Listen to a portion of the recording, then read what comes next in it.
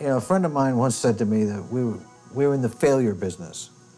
99% plus of the bands in the world never get to make a record. And of the ones that get to make a record, 99% plus of those fail. I mean, think about it. Art, business, politics, and the dynamics of human personality all intersect. I mean, what could possibly go wrong?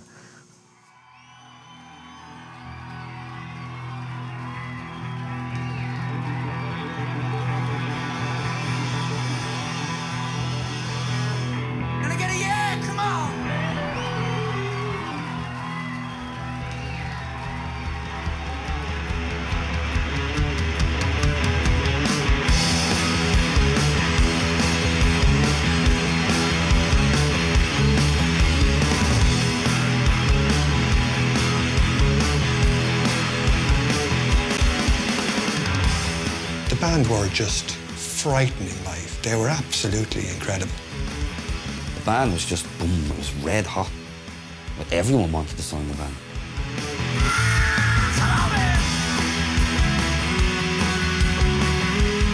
Madison Square, the footage of Zeppelin then, was it 74, 72, 74? I mean, LiR were that good. A&R people literally grabbing at us. How we couldn't sign, but one of them out with 30, I'll never know.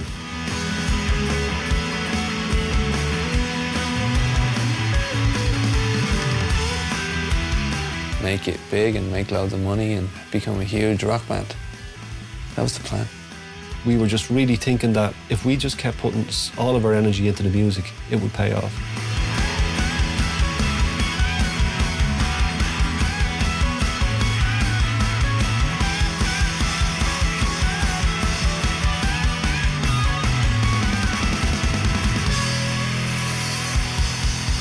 Unlucky, yes. Unlucky. Thank you! Okay. So, how did LiR get started? How did LiR get started? How did the Spontaneous Frogs get started, or how did LiR get started? The whole thing. Like, just tell the story. Hello.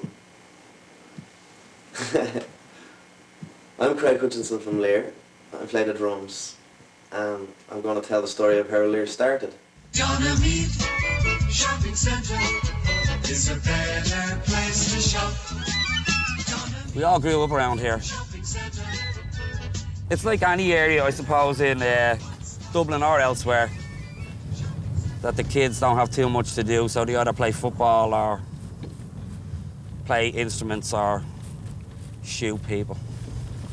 Well, I started getting into it when I was young, maybe 7 or 8. I had this interest in hitting things and writing lyrics, making up little songs or whatever.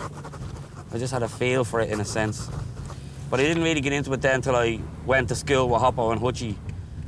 Myself and Hoppo grew up together, just directly across from each other. But I knew Hoppo, but I didn't really know him until we went to secondary school. And then I realised how interested in music he was. Coming out to play? What are we playing? Skills?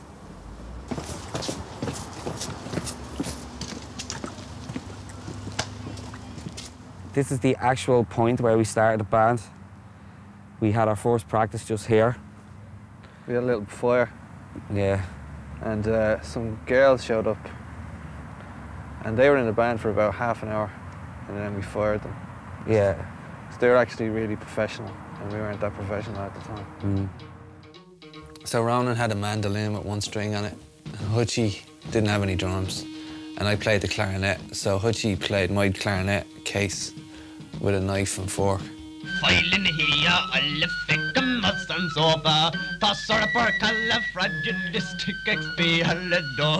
Did you find any Spontaneous Frogs? Did you, yeah? Wow.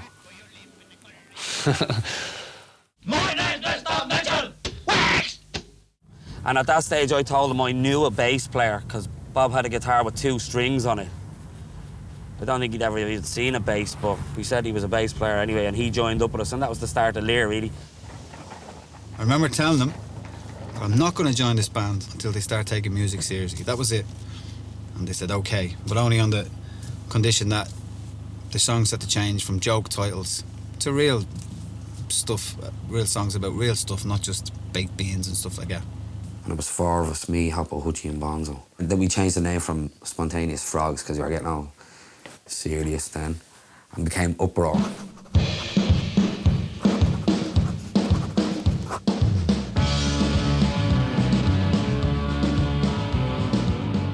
But we developed and eventually got proper instruments and all. Eventually I said, yeah, he's taking an interest in this. And so I got him a snare drum. That was his first drum. Hoppo got a little keyboard, I got an acoustic guitar that my folks bought for me. And we were chancing around just asking anybody to give us a gig in community centres, in the local sports complex on a Sunday night, the local shopping centre, which was unbelievably exciting. I mean, you wouldn't sleep for weeks. And that was it. That was the moment where you say, as a musician, I like this. This is for me. One night, Hoppo and Ro knocked up to the house. I think Ro started playing a Simon Garfunkel song or something. He said, sing that, you know. He sang Bridge Over Troubled Water and something else as an audition. And he sang, and he had tremolo, and it's the first time I ever heard tremolo in somebody's voice. I went, wow.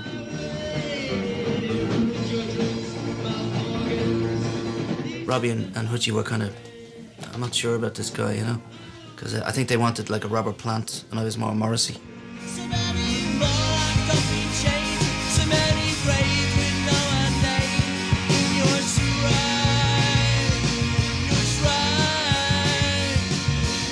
I remember hopping around out there all right, yeah, and a few weird things going on.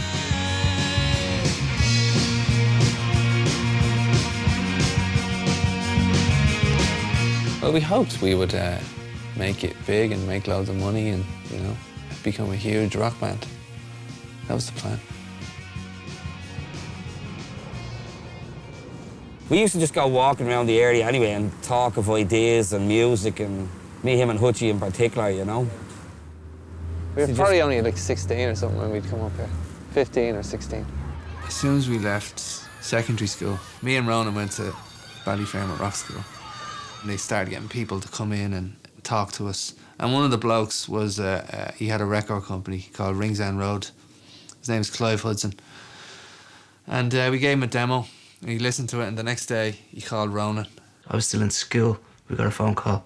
And told him that he wanted to sign us. We thought, this is it. Like, we have a record deal, you know? We were so young, you know? And it just happened so easy.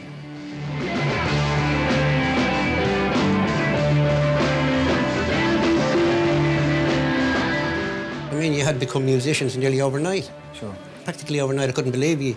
You were feeling this thing. Craig was feeling this thing. So we could see this. We could get a charge from that. These were the small, sweaty, cramped gigs where you just, the stairs were packed all the way down to the bottom. We'd have a line going down the street and turn away people. You know, all the musicians in Dublin used to come and see them. And at that time, it was, you know, you two were the big band and the next dudes were in line to come up.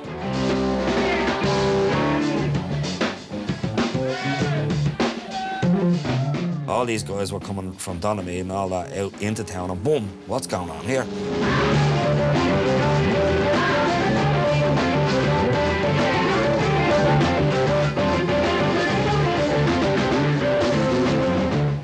There was energy and magic in the air, and it was really great. Just seeing everybody affected by what you did, you know, was just amazing. Before you knew it, had spread and had gone into the baggy. I'd say within a few months of starting to play in town, we doubled or tripled the crowds that were coming to the gigs, you know? And they just kept getting bigger and bigger and bigger. Ronan chose the name LiR. Right, but why did you change the name from Uproar? Why did you? Why did we change the name from Uproar? Why did you? Yeah. Clive Hudson told us there was some band somewhere in America or something, some punk band or whatever called Uproar. I think that was a lie because the record company didn't like the name of the band. We're going to have to come up with a new name. Ronan chose to call the band God. But they were worried about the Catholic Ireland repercussions of that. But I thought it would have been great. I said, we just call it LiR. as in the children of LiR, spell it LiR. LiR came up and we all loved it. I didn't really ever really like it that much.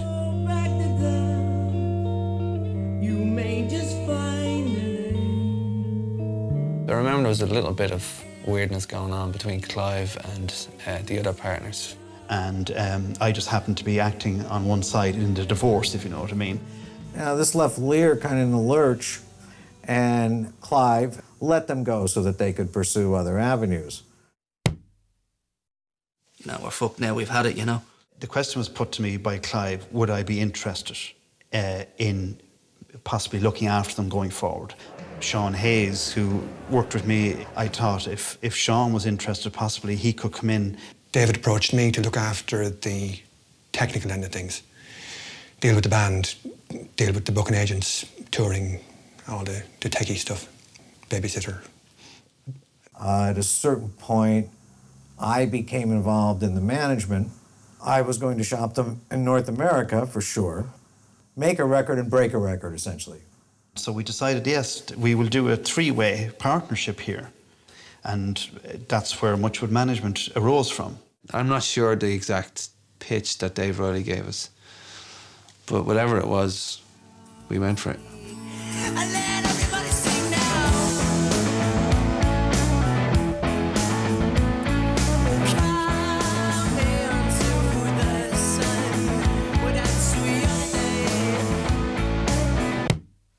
And had you managed other bands? No.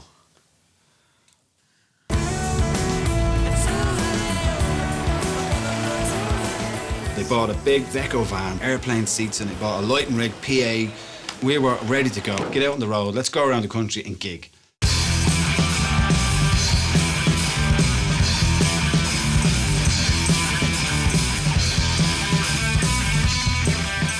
And we played in every toilet that it had us.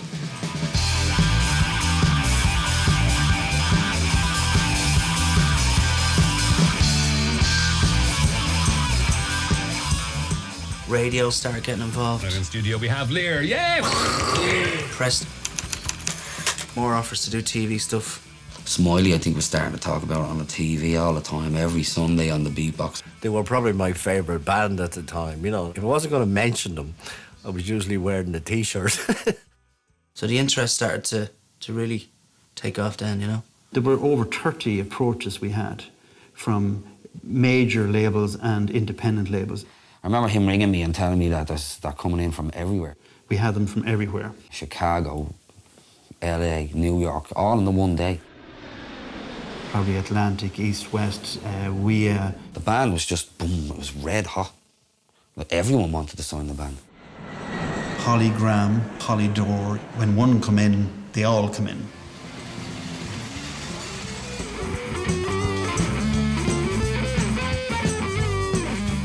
Island Records are here, London Records are here. No way, yeah, there's 3 record companies. No way, yeah. I just kept getting more and more and more. Something like 21 record companies from America and Britain flew into the Bag It In and sat there like... I suppose it was all very buzzed afterwards. Oh, it's great and this and that, but it just kind of dissipated. Or you just, I mean, it's nothing ever happened from it. There was no single gig in the Bag where 18 A&R people turned up. Really? I mean, that doesn't happen. It very rarely happens. Well, that's what he told us the night of the gig. That's what I remember. He told us there was 40. He was the one. It wasn't a friend of ours. It wasn't. We didn't. You know, we had our own people on the door. It was like we were told that there was 14 to 18 people by our management there. You know. Not by me. I never told the band, go down there, play your heart out. There's 18 different record labels here. It never happened. Management would always keep that stuff separate. They'd tell us on the surface what happened, but they wouldn't really tell us what went on in the meetings or whatever. So we were always kind of in the dark, you know. This is actually the up-to-date offices for much of management, which still exists for various reasons, and these are some of the framed T-shirts and posters and things that we actually had going back, which are still up on the wall here now. That actually is one of their original posters when they were called Uproar. That Kind of reminds me of where I ended up, being hung by a rope. The one label that we would have loved to have gone with was Island Records. When Island came to see us and when they invited us, it was a big thing for us. We did actually go over to London specifically to meet with them. We met with them at their offices in Island Records, and some. So who was the band go? Yes, some of the band came over. In fact, they may all actually have come over. I have no recollection of it, you know. Crap. Never been to London with Dave Riley. Myself and some of the band went over to London. This was at the invitation of Island Records, and there was a feeling that we were edging close to possibly doing a deal with them. So, for the fact that none of us went, and I really wanted to go. How you can turn that down, I will never know. What's going on? Why didn't we go? You don't turn up in London with your band to a record company's offices at the early stages before there's any paperwork, and that's just fantasy. What happened was James came and checked the band out, and he liked the band. He was interested in the band, and he was following the band, you know, as A&R people do. You don't always jump through the hoop right away. It's not how it works. I remember leaving the office and saying to myself, well, what was that all about, you know? I mean, nothing tangible seemed to come of it. You do the deal, we'll do the music. Come on, get this for us, you know? And when it didn't happen, we were like,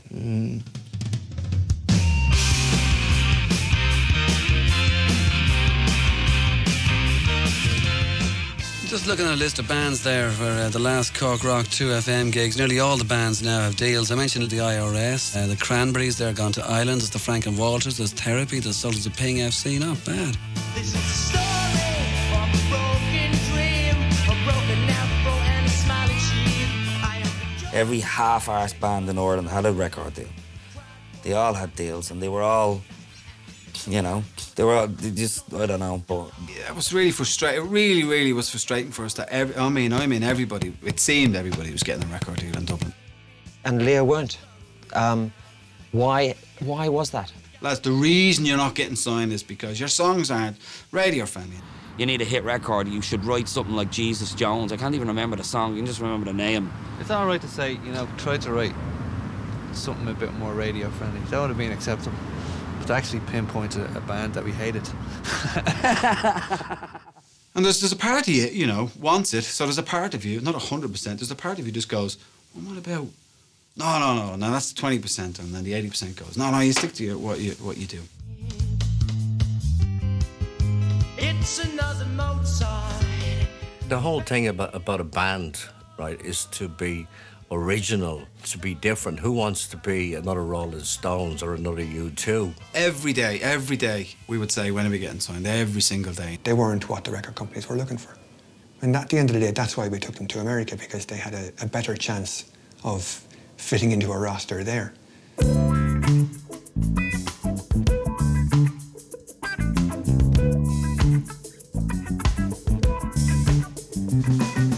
I remember at the airport, all our families, like all our families and extended families, there was hundreds of people. There was tears, it was unbelievable. But I remember being in the airport, there was a courtesy call for Robert Malone, I was like, what the hell is this? And it was Rosalie in Bergen, a neighbour who was a couple of doors down from my house. And she'd rang up, you know, and she was crying on the phone. She's like, I just wanted to say goodbye to you, Robert, because you never said goodbye to me when you left. But it was a big thing, you were only boys. I was like, okay, Rosie, that's great. I'd never seen anything like it. Spent my whole time like that, just looking up at the sky. And we just felt like kings, you know.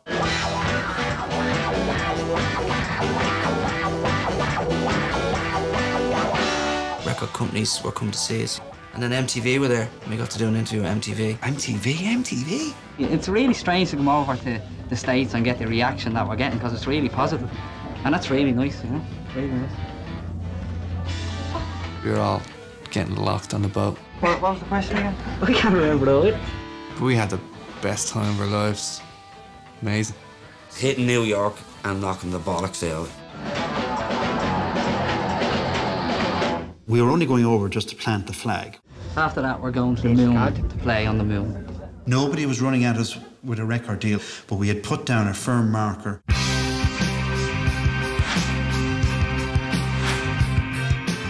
We got some incredible press in the States. We got featured in Cream magazine, GQ magazine, got featured as one of the bands to watch. So we were obviously doing something right. It's quite remarkable, you know, that you would get invited to play the after-show party of the New York Music Awards for an unsigned young band from Ireland. John had proper heavy hitters in for that show. I had the president of Interscope Records and the head of A&R for Columbia Records coming down to the show, as well as a couple of other people. The band shows up, and I don't know if it was all of them, but at least 3 of them were incredibly stoned. We got some stuff and I smoked, and I was gone for 2 days.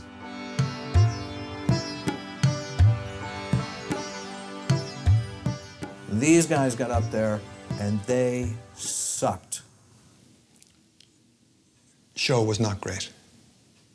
And a lot of work had gone into this, and they blew it. They blew it. This was a bad night.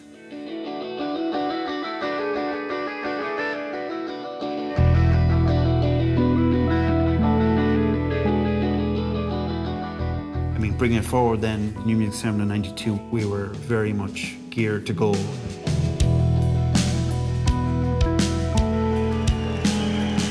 And the one main gig we played was in the Marquee, and as every record company under the sun.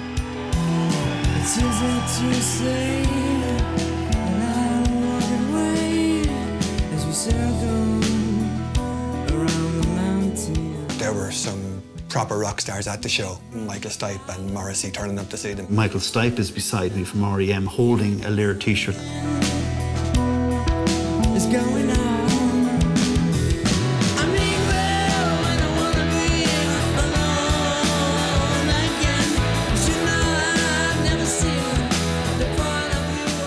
In fairness to the band, they went on and did one of the best gigs of their life. They absolutely, in industry terms, they killed.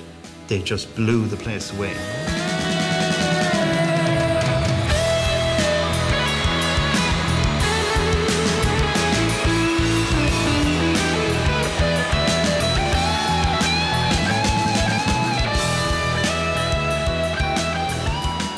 And that's when the deals start coming in. They offered us everything under the sun. It was like that Hollywood moment where there's people coming at you. So John says to me, we need to leave here, we need to get out of here. We're in, that's it, we've done it. We just had a few drinks, and as far as we were concerned, that's it. The be-all and end-all was we're gonna get fucking signed. And we were like, great, we're gonna get signed, brilliant. And our management were telling us, and we were telling our friends and our parents. Yes, 20 local, 20 international companies trying to sign him, and Oh, yeah. For some reason, we just didn't get signed.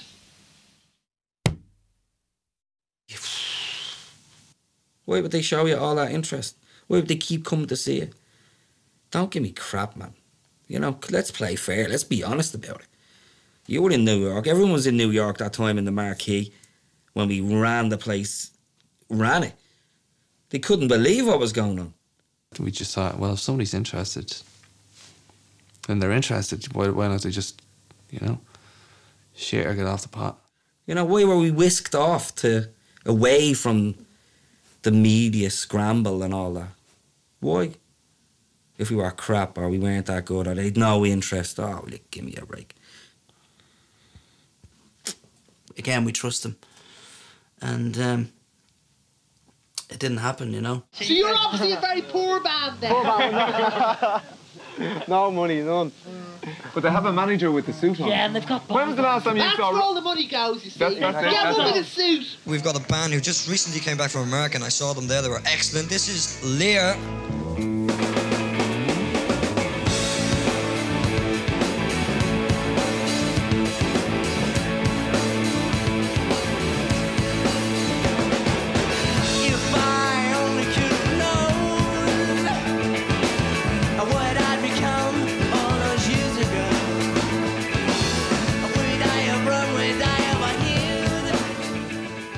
were itching to get signed. We really were. We kind of said it to Dave and stuff. He goes, yeah, the interest is still there.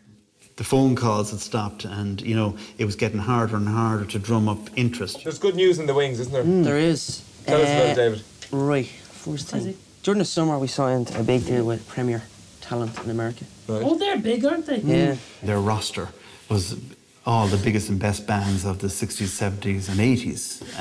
Huge bands. To get signed to them, we felt was a major boost. This week, we're going to be finishing to sign a deal with Famous, a worldwide publishing deal. We badly needed that from a cash flow perspective, you know, because we were really, you know, we were pressed. I mean, I had run up huge debt. So we were 5 years together and we thought it's time to definitely get something out because the gigs, again, we're stuffing every venue and you want to sell. I mean, we're selling T-shirts at gigs and no music. Because of the demand and, yeah, I mean, we had to put something out. I mean, we were coming under a lot of pressure. My old friends LiR are bringing out an EP. It's got a great title. Yeah, All Machines Harmony. That's a limited edition colour CD. Hutchie came up with the title. I think he sat by a fridge or machinery and got a tuner or something, I don't know. Which is a great title. And to have something out, it's just like, oh my God, this feels so good, you know? To release In a Day as a single, yeah, I mean, it was a very strong song, but just to get away from the riffs for a minute and maybe just release something that people didn't expect.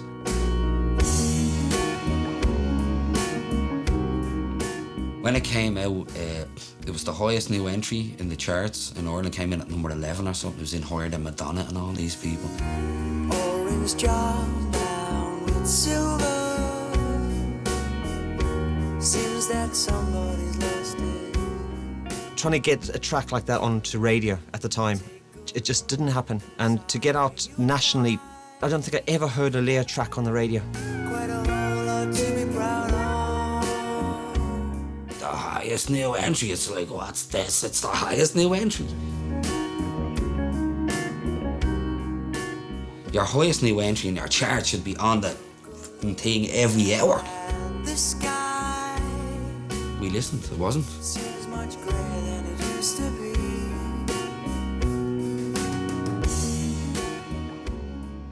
So we're doing lots of gigs. We're going up and down the country. We're getting media exposure. We have everything that you could wish for. We have albums worth of material just sitting there, back and forth to America, all the time, ready to go, the next big thing, but we still haven't got a record deal. The band came down in 1993 to do South by Southwest, and the names who drew to me was gold. She had just gone to Chrysalis from Elektra Records, and she was head of A&R for Chrysalis. We played a place called, I think it's called The Place, maybe on 6th Street. Now, Sue was aware of the band. She had seen the band in New York. We really blew everyone away, which was a great feeling, you know.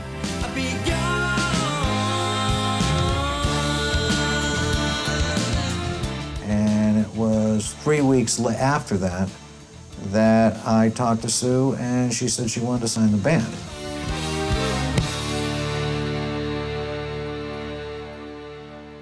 Initial advance was going to be about $220,000. I think we were going to get 220.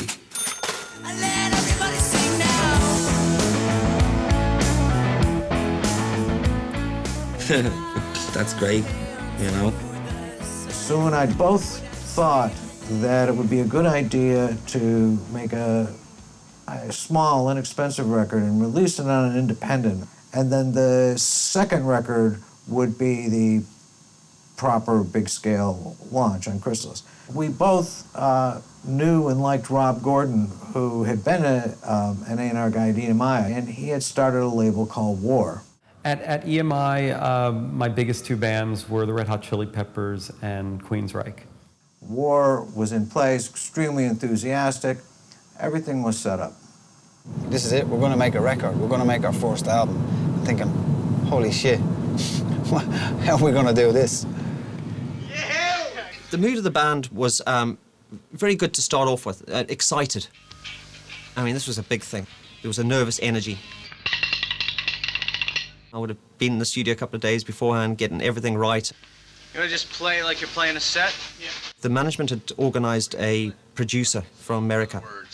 I won't stop tape, you will take care of the rest. This was a different thing now. There was someone else who was going to be calling the shots. Cara was this really tall, thin bundle of nervous energy, and for some strange reason he didn't seem to eat from one end of the day to the other. So we want to cut some more, correct? I think he maybe hadn't eaten anything for a couple of days. He drank coffee, this is what he used to, and I mean, how he kept on going, I don't know. Think of it as a live mix, okay? I gotta get a live mix in there now. I do listen to it. Come on, yeah, okay. So let's go for it. 2, 3, 4.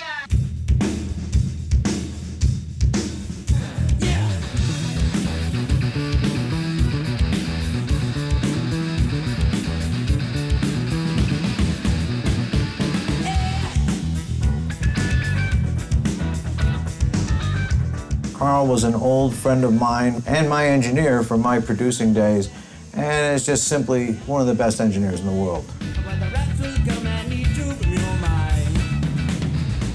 Carl was doing some interesting stuff with him, I thought.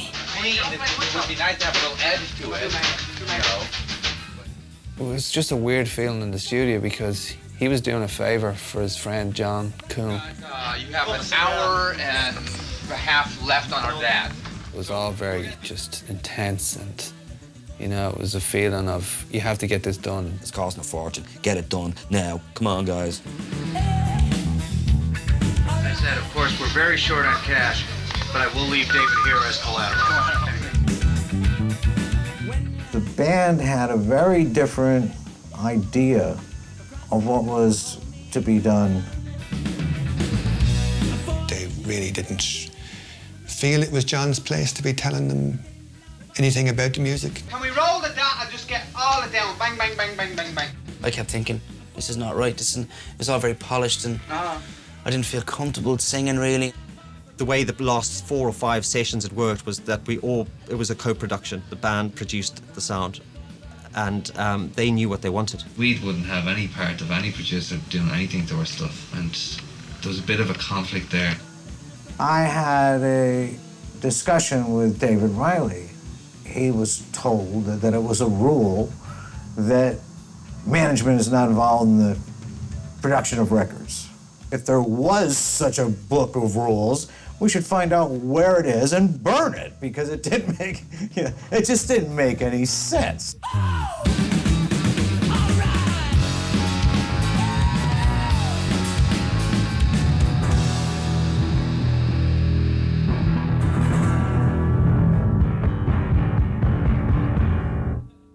I was aware that I was watching an act of self-destruction. And I pretty much decided at that point that, well, if nobody was going to listen to me, that there was no reason for me to be there. I left the proceedings.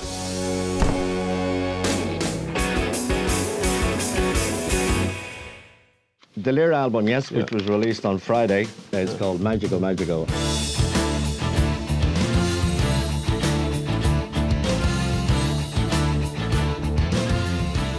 It didn't chart or anything, but we got good reviews. But we never got great press in Ireland. The last thing you expect is journalists saying, oh, you're fat and you're pretentious and I hate you, you know?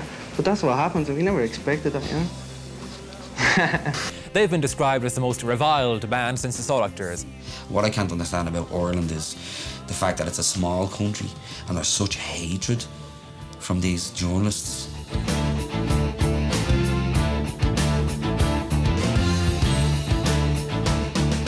So there we were after releasing our record here in Ireland and waiting and waiting and waiting for this elusive deal with Suju in America and the paperwork to come through, and that was it. We were going to have signed a deal in America. We were still twiddling our thumbs, so to speak, and it was getting more and more frustrating. And we finally, I think, got word then that the head of the label, even though Sue had signing power, had basically quashed the deal. Yes, some folk are truly evil. The bastards want to see you cry. And if it's all the same to you, I'd rather be left alone, live my life without you.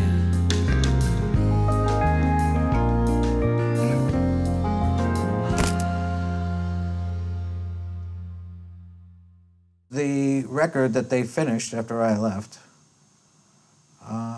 was then delivered to Rob Gordon, who, Rob and his staff, reacted exactly as I had anticipated they would react. They hated it.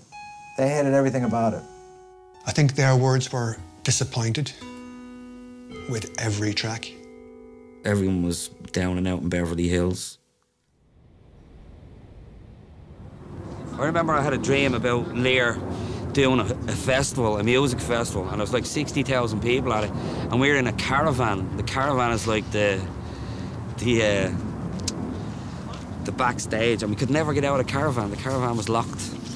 We couldn't open the door, and all you could hear was, we're dying to get out of the caravan.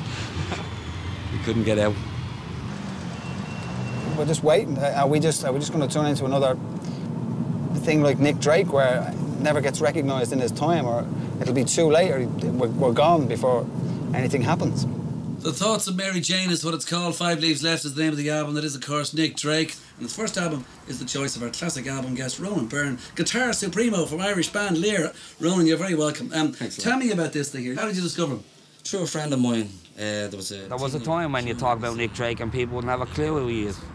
And now everyone knows it. And if you don't know him, you will soon. So you've got a letter there. What's the letter? I do, yeah. It's a letter from his mother. I corresponded with her back maybe in 1989. So you got into this so much by 88 that within a year you were writing to his mother, and yeah. Did she write back to you? It says, "Dear Ronan, what a lovely letter you wrote me, and how happy I was to hear all you had to say about Nick, how much his music had meant to you.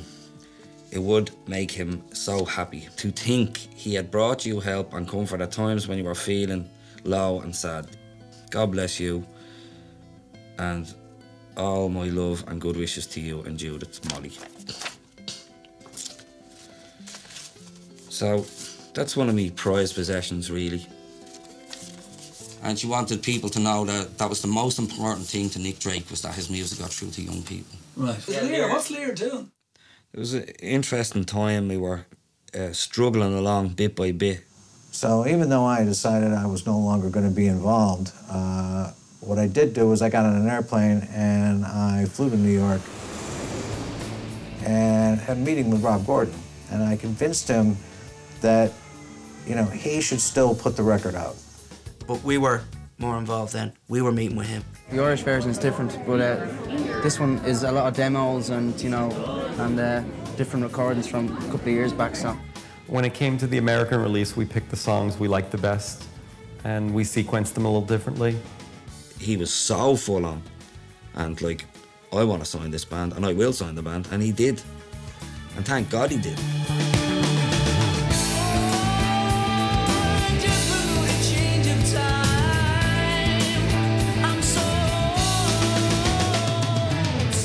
So we started thinking, it's best to be involved than not be. We really felt that, you know. And 93 ended on a high, definitely.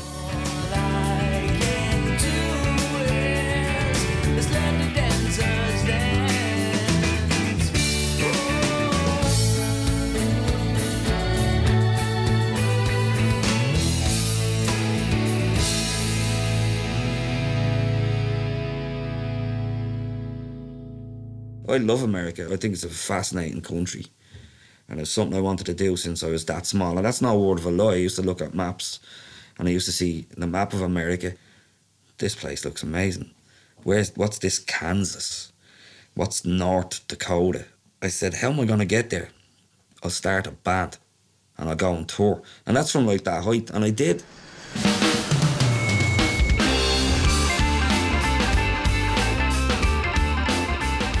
We were based out of Northampton in Connecticut, and we were just basically doing a spider effect. We were going to New York and Boston. South Carolina from Massachusetts. It's about a 12-hour drive. In Cleveland and Ohio, and the next night you'd be in Detroit and Michigan.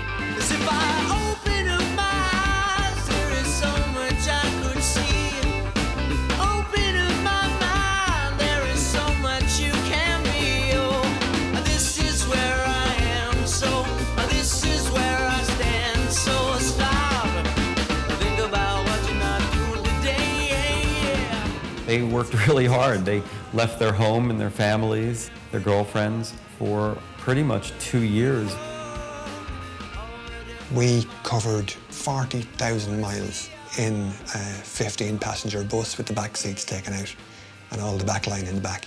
I can remember driving 18 hours to a gig, doing the gig, getting back on the bus and driving straight back, without sleep, straight, the whole thing. It was like a Dodge Ram van with 7 or 8 of us, sometimes 10.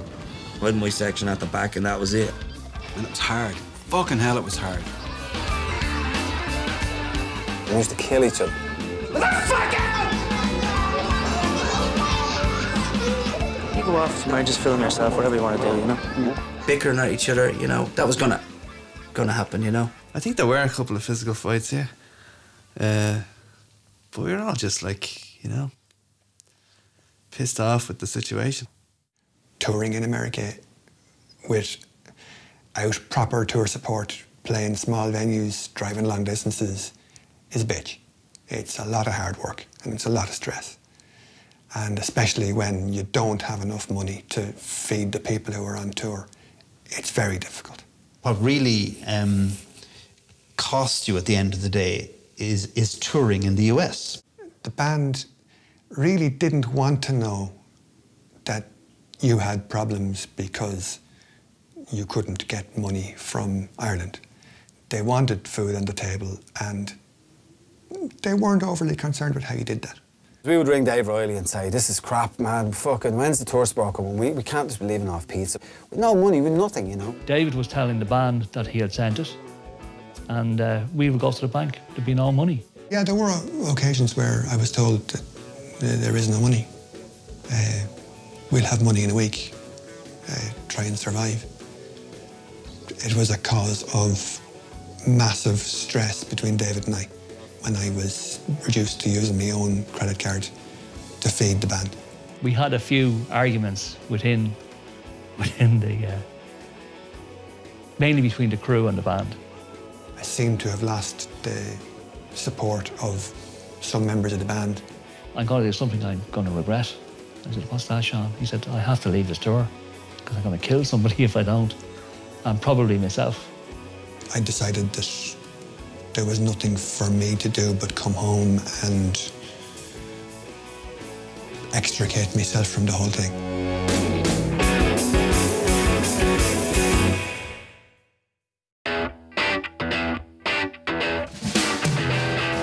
Throwing God's chickens about before you have time to reach it. Mick Spain, you know, he got drafted in. Well, Mick was our tour manager. It was probably the best thing that ever happened to the band. Morning, Mick. Morning, Sam. Did you fit in me, Sam? Yeah, of course I did. Sam Coker, she was very helpful. She was like the #1 fan, basically. And then her and Hutchie struck up a relationship, you know. Hit that, so the red light's going. That means we're recording right now, right? Hit the red button again. Northampton was really, really cool. It was through Samantha Coker who was working with us and she was staying there, you know. I think it's like 12,000 females in the college. It's just a female college. Which was nice, which was always good for 5 blokes from Dublin. Donald particularly.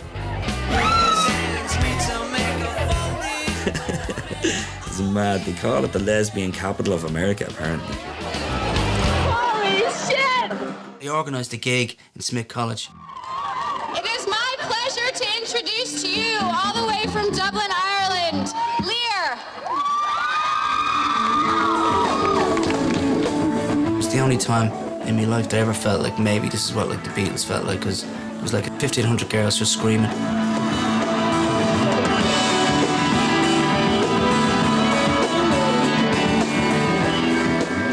You know, even Hopper must have loved that show.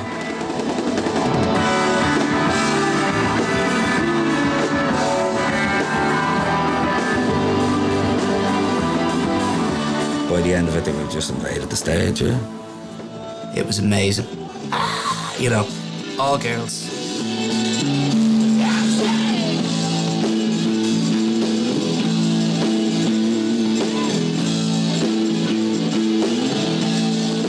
We had such brilliant times, you know. It's like nothing gonna stop us as such. Thank you, good night. I did meet this girl in the States, but that, you know, when I think back on that, that was just a way for me to kind of get away from everything. That was the beginning of the rot, unfortunately, with David Hopkins. When you fall in love with someone, you kind of have the blinkers on. I think that's what happened with Hops, you know, he just kind of went with that. Everything to me was declining. Like attendance at the gigs, money, the accommodations, everything was just slipping downstream, you know. Hoppo announced that he was leaving the band. You can't be serious. We're only here a wet day in America. This is what we've always wanted to do, was come to tour in America, and then you're going to do a sly one and just drop us all in it, which was not cool, man. You know, and it's still not cool. He could have lasted. He could have told us. There's no way that he that just happened. There was something in the back of his mind before we even went there. There had to be. You don't just have a great band going and then just suddenly like, I'm leaving, I'm getting married to someone that I'm going to divorce in 3 years anyway. So I just think Hoppo had real trouble at the time, and this was his way of trying to change his life in a sense, you know. There's no up to anything. So it's just like, I've had enough.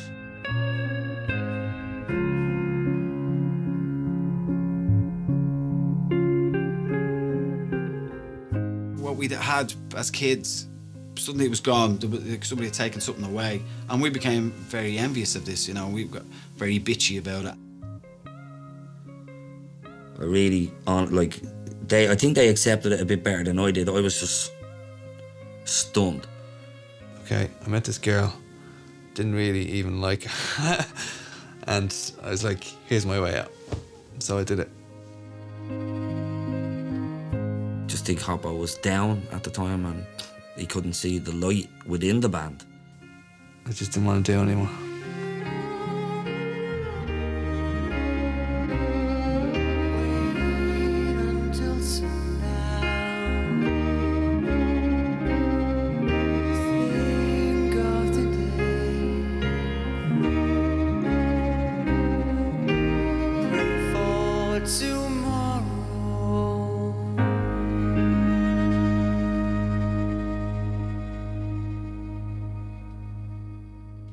So Hoppo leaves the band, and obviously it was a question of what was going to happen with the rest of the band, and are they going to keep playing?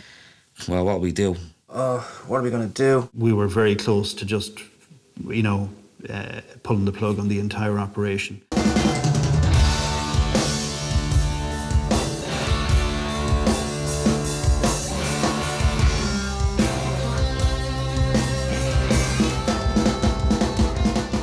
We'd been going for 3 years with Dragonfly, and things were really starting to take off, and we were just about to start making our first album. I suppose it was kind of make or break, and Mick decided that he'd join the Hare Krishnas. Hare Krishna, Hare Krishna, Krishna Krishna, Hare Hare. Let's get Colin and ask him if he'll, and we'll do a twin guitar attack. We rang Colin up and said, would you like to do the deal and join the band? And Do you fancy coming to America and signing to a record company and signing up with the band and doing a tour and making an album? And there was a girl screaming on the other end of the phone, but it wasn't a girl.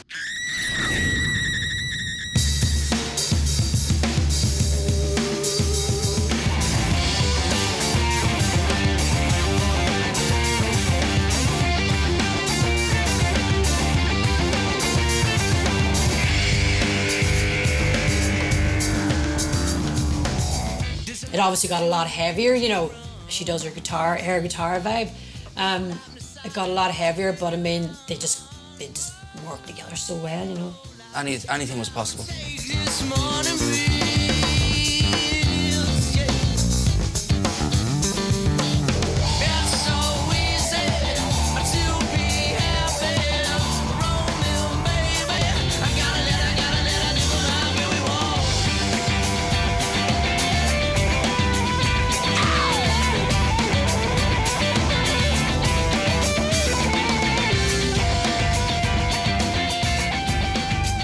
LiR became a new band with a new sound, new songs, and it was really exciting. There was an element of, I think, relief and also survival, like that, you know, that we'd actually dodged a bullet here. And that's the next chapter. Morning, folks. You're like an album, Bob. We were hiring motels, and basically 2 people would go in and book in, and then they'd go down and open the door, and all the lads from Donaghmede and Kilbarrack would be up the back door. And we used to have a thing called the snake pit, which was between the 2 double beds, and we'd rotate it every second night. Someone else would get in. So there would be toss up. So then the other 3 people were in the snake pit. So you're basically sleeping on the floor, on your jacket. You'd get anything to make a pillow or anything like that, like bits off chairs and stuff like that. I mean, we were robbing pillows from motels, and we were people chasing us. And driving for about 7 or 8 hours every day. Fantastic. And crashing. It was brilliant. We were trying to get to Michigan, which is nearly 1,000 miles or something ridiculous. The road was basically like an ice rink. I remember specifically I didn't have a seatbelt on. So we were listening to the Spontaneous Frogs at the time.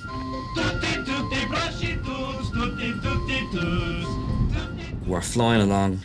Fergal was driving. He was here. I was in the front with him. There was like an overpass. We were coming under it. We kind of lost control of the van. And we hit black ice. Hit a barrier.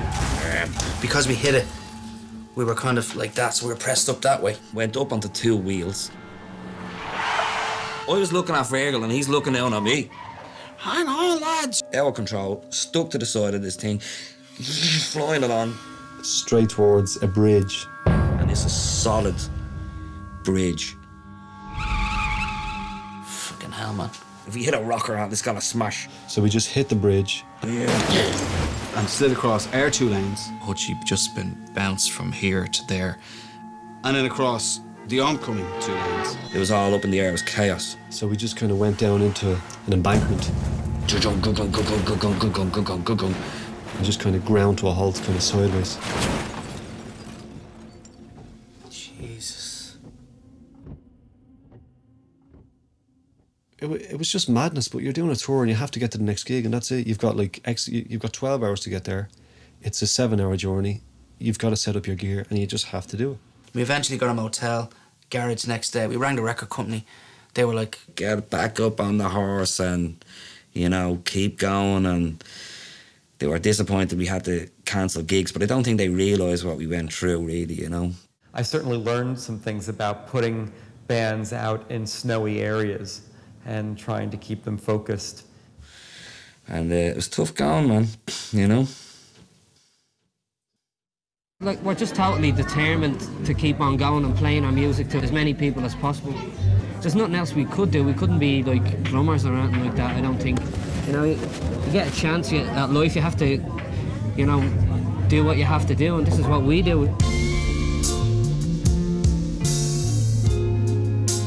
We got a phone call from Rob. The plan was to go to Boulder, Colorado, go into Rob's house to make an album. He was going to bring up Rick Will from Nashville, and Rick had done stuff with Ziggy Marley and John Cougar Mellencamp, and we kind of went back to Boulder and just started setting up. Distance is a lonely thing, the only questions that it brings are filled with anguish, never land and go. But Rick was great. Like, Rick just taught us so much. You could sense there was an undertow of bad vibes between us, as, you know, like we might be getting on or to be bickering and stuff like that. You know, why don't you go up to a room now and the 2 of you get your heads together and have a chat? And it was just kind of like, you know, in the back here, your subconscious is going, yeah, that's what we should be doing as a group, you know, talking more, being more involved, you know. It was like a group therapy, you know. You got rid of all the demons that were there, and then just all the goodness kind of came.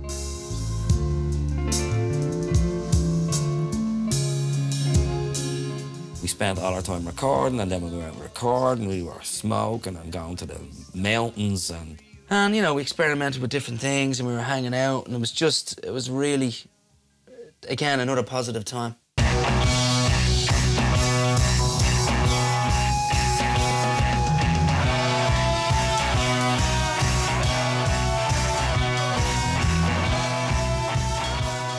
There was definitely a feeling at the time when we came back from America that creatively we were happy, but we were unhappy with how the kind of band was kind of building and things weren't happening as quick as they should have been. Temple child, a child of pain.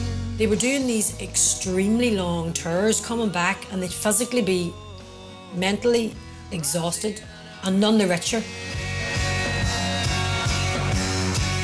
I just didn't have anything. And you were getting older and you just didn't have anything financially. No security.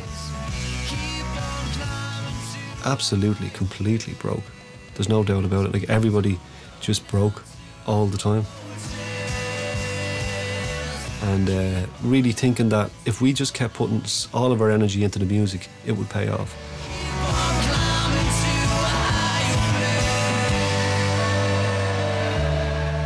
They were doing their side of the work, they were keeping their side of the deal. But the people that were looking after them, for us as punters and as their mates, it wasn't happening. They were coming back and they were getting a lot of press by virtue of the fact that they were deemed as being kind of road warriors out there, and they had these deals in place. But it was quite obvious that Craig Hutchinson was not happy. Cut it. So there was a lot of confrontation then, like it started to come to the surface that we wanted more. But deep in your heart, you're just, you know, you're fighting still for it. So off we go to America to gig for Nest. Where can you tell me do the memories go? We flew into Manhattan and Dave didn't come, but Graham came. It became apparent after a week or two that something was wrong, something was seriously wrong, and the stress levels were rising, and money levels were dropping. I used to believe in life, and now I'm not so sure. No money. Graham was down money and credit card. You know, nightmare. And we knew the snake pit was waiting for us, and things kind of became undone. Even if those wings can't carry much weight. Promises, and nothing ever came out of it, ever. You know, not only money, but just certain things like gigs or equipment, you know. When you're 3,000 miles away from your family and you're told something, definitely it's happening, and it's not. It can really, really get you. Can't carry much weight.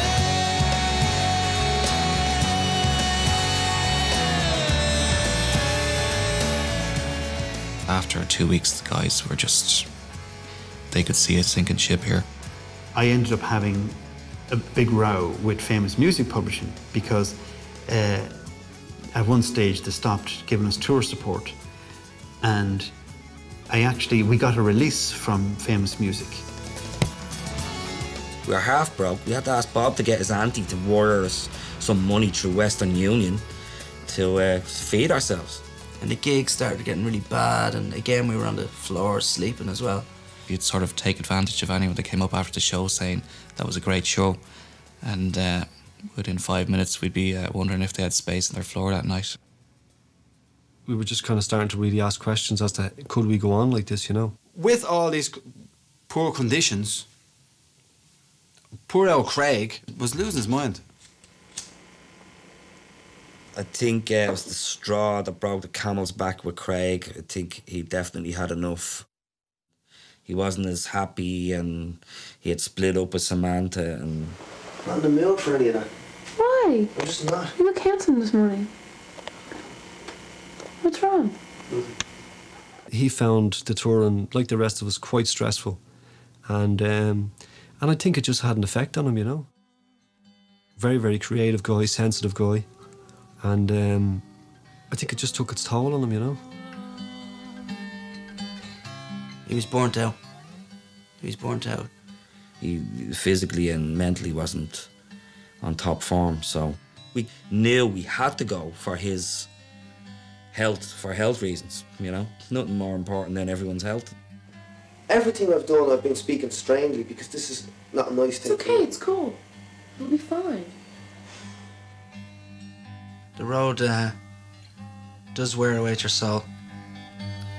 In his eyes, I see where he's come from a life that means we're as one. We say, tell me, friend, are you sure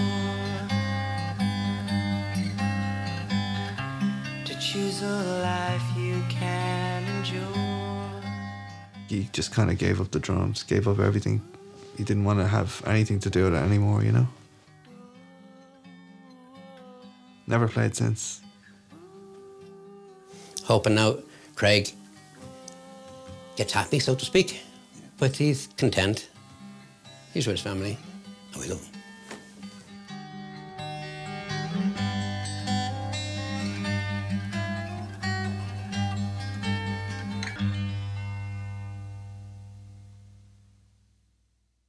We decided that we were trying to find like new management. So obviously we had to tell Dave. We met him at JFK. We think it's time to, you know, the contract's up, and with the trial period, we're not really into that. We just want to go our own way and stuff. They gave it to me as a fait accompli. I mean, I wasn't even allowed meet with them to try and deal with any difficulties. I mean, it was just like, you know, this is it. And that was made very, very clear. He was upset, angry.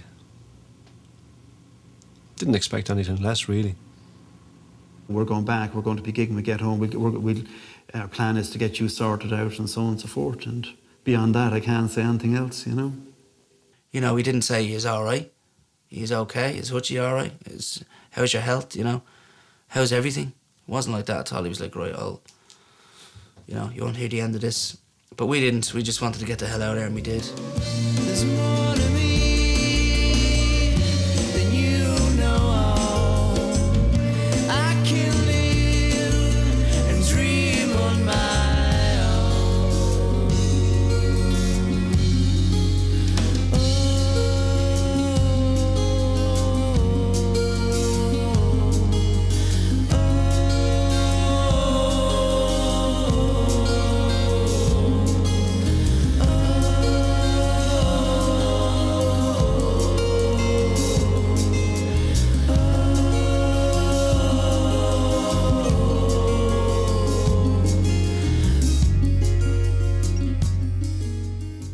Ro took a long time to get over that.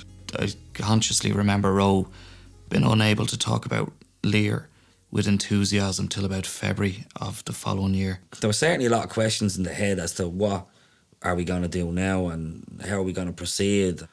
Hutchie gone? We were like, really, we can't continue. But we loved it so much that we needed to prove that we wanted to, you know? So that's where, I think Johnny Boyle at that time. How y'all feeling? Johnny Boyle is another one of those life-saving characters that came along just at the right time to keep us all just about flowing. How about a change? People make you aware that you owe them money very quickly. So we kind of set about paying off all of our bills. So we'd put on shows, put on gigs. Things just start happening then, you know? You get a phone call, would you do a gig here, would you do a college gig there? And then things start moving, and then someone's at the writing a new song. You know what I mean? Change, that's just change.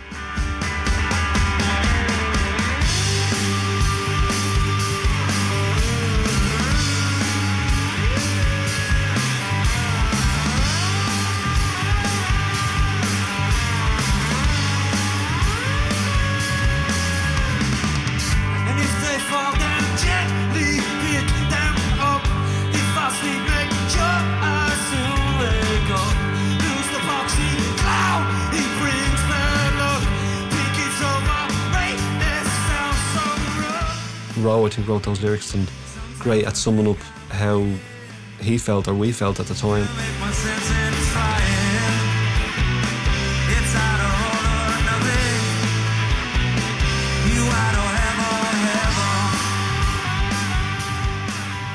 The lads, with my help, started financing demos through doing shows. Then did a really good one in the factory with Aidan Foley. There Are More Things was the first song on the demo. It was just a straight off classic. Ta-da! Now remember this. This is as close as losers ever get to this kind of money.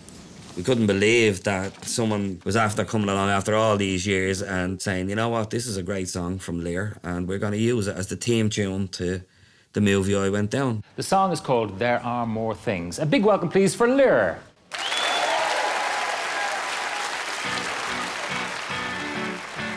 It was a real confidence booster.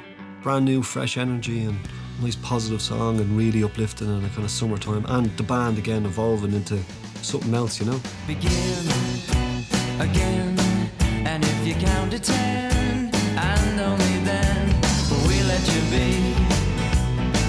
It's a crippling disease, you must see.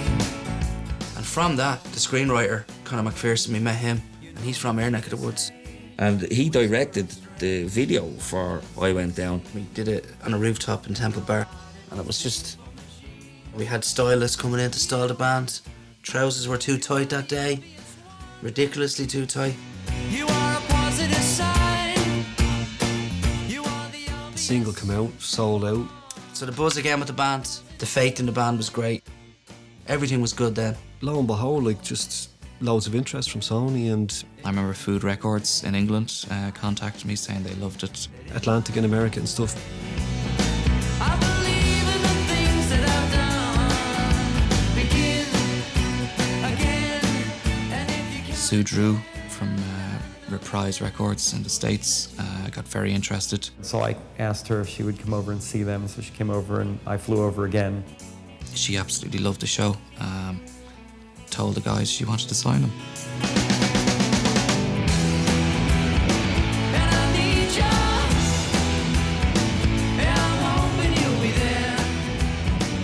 January came to March and things just, you know, had gone dead on that.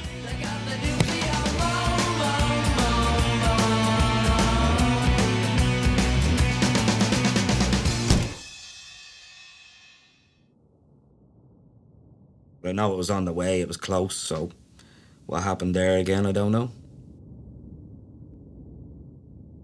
The band said to me that I would begin to get repaid monies that I was owed. None of that happened, so I approached it from the point of view that yes, if Sue is happy to go ahead and sign them, that would be fine as long as my recoupment rights would be respected. So that was the end of it.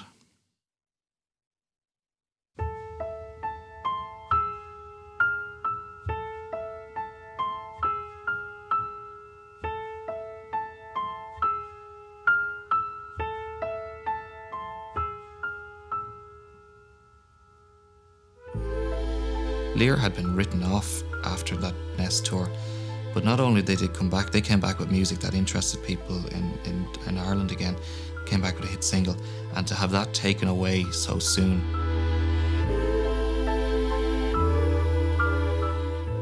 These guys were taking these ups and downs since their early teens, you know. They had to protect themselves, they had to try and get on with their lives, and they just couldn't take this pain anymore.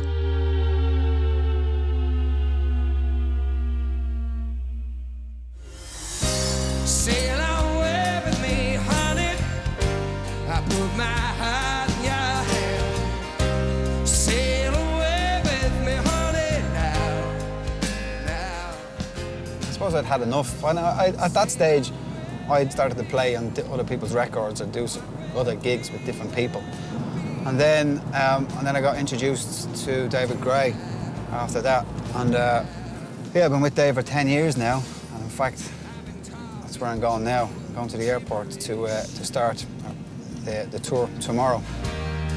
Falling in and out, buzz. Sometimes I do those shows with Dave, and in the sound checks for Letterman or Jules Holland or anything like that, you know, it's like, oh, can we have some bass, please?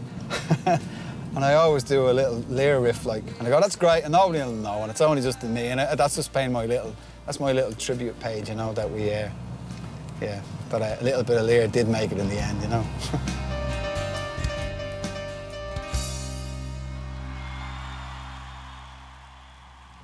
And then we got a letter.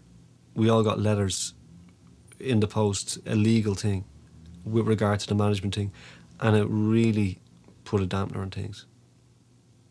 You know, the contract had been broken and he was owed money. And that really blew our heads off. He is suing the band for breach of contract, potential loss of earnings, compensation, damages. We never had money in the bank. You know, we'd understand if someone, you know, if you sell 1 million records, yeah, okay, I'll go to court, you know, let's fight this out. But we were only still trying to make a living. How can you have enthusiasm about going out and kind of making a living, as hard as it is anyway, being a musician, and then something happens and that's all taken away from you? You know the hardest thing for an artist is if you feel that you're denied your expression. When you stop feeling like an artist. So your motivation is gone on that, your enthusiasm. You just feel that you haven't got a clean slate, you know?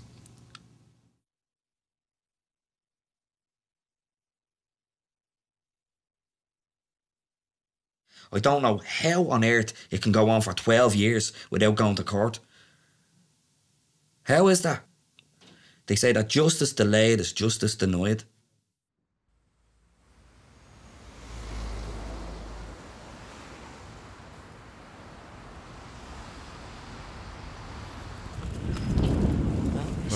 I was going to just chat to you lads about the costs, things at the moment. This is the first time we've actually been in a courtroom in 12 years. So we were hoping for the judge to be, you know, mindful of everything that's in front of him. It hasn't been thrown out like we thought it would have been today. So, you know, there's a lot to still go on, but we're confident about it. We'll fight it right to the end. The case is ongoing.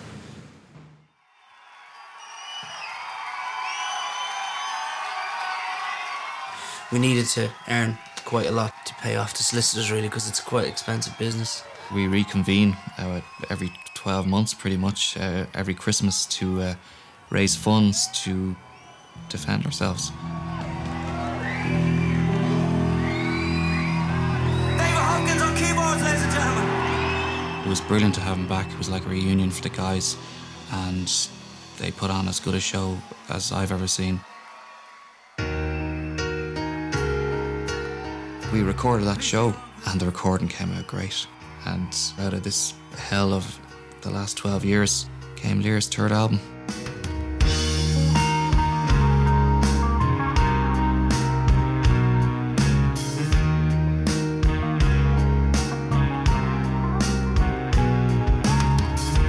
Orange jar bound with silver.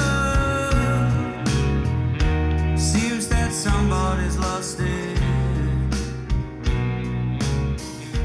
I don't know how we done it. We done it through pure heart and grit, determination. If you're not willing to take every dig and get back up, well then give up. Question all you are.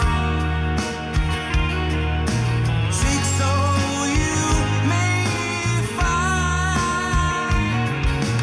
And there was a way. Risen.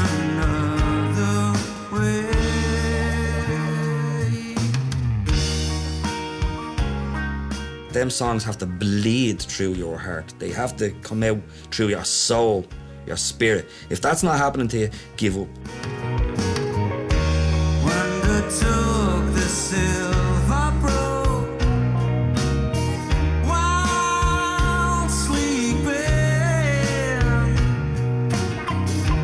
Yes, it's true if I were you. Well, you see, I wouldn't be what you are. Question all you are. Seek so you may find. If there was a way, there's another way.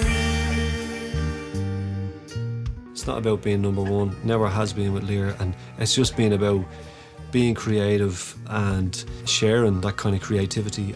At the end of the day, we're still talking about writing new songs.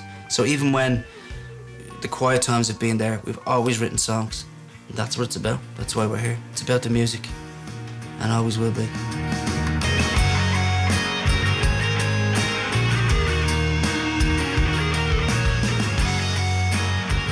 The music is ultimately important, you know, and the friendship, not the business trappings of it or the rock and roll.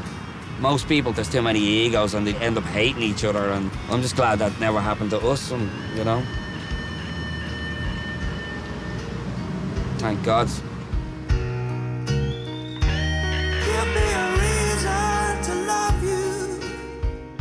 Now, I wrote this one down because your memory doesn't hold out as well. You may not have made the big time as LiR, but you sure made it as men and musicians. And who knows what the future may hold?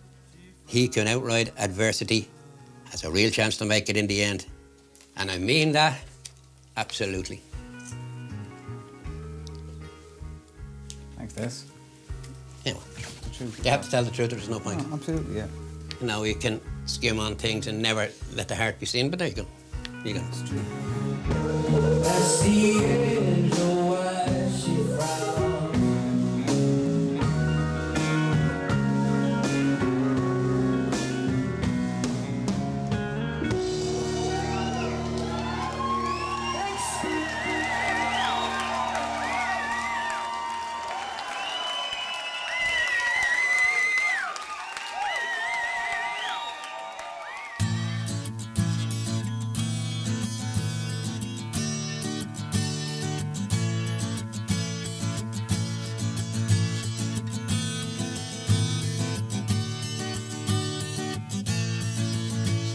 Around where I wanted, 1:45, hoping to find something better to do. I took in the sunshine, lay on the grass, watching the time going gracefully past. I woke in the fever when darkness had come. The sun must have dropped from the sky. Still there in the shadows at 1:45, but the whole of the night passed me by. Come on, Ron. Oh! I'm just happy to be alive. Come on, come here. Oh! Should we hear the guys who write down spontaneous combustion? There he is. Hey. Good boys. Where are we going? We're to the top! Strange how the darkness casts moods in your head. I was thinking of how it would be to be dead, and what it would be like if you weren't around. Things would be easy that way, but hope cannot shine the blackest of days, and none are too lost to be saved. And the life that you thought turned its back on you seems to be back on the love that you gave.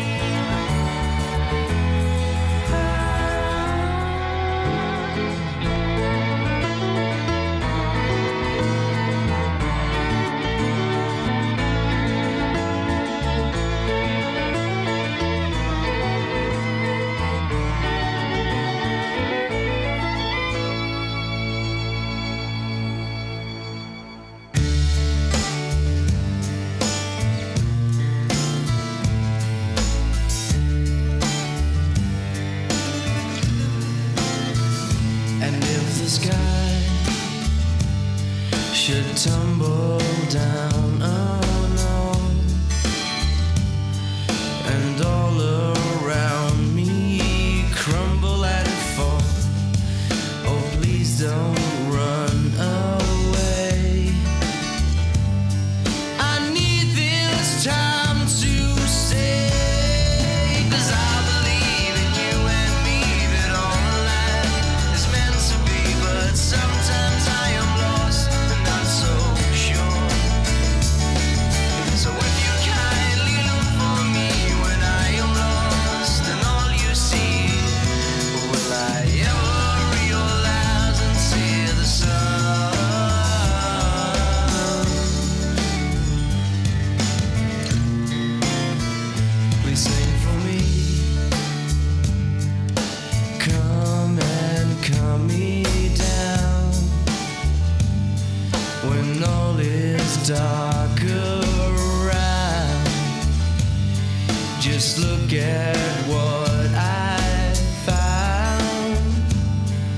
song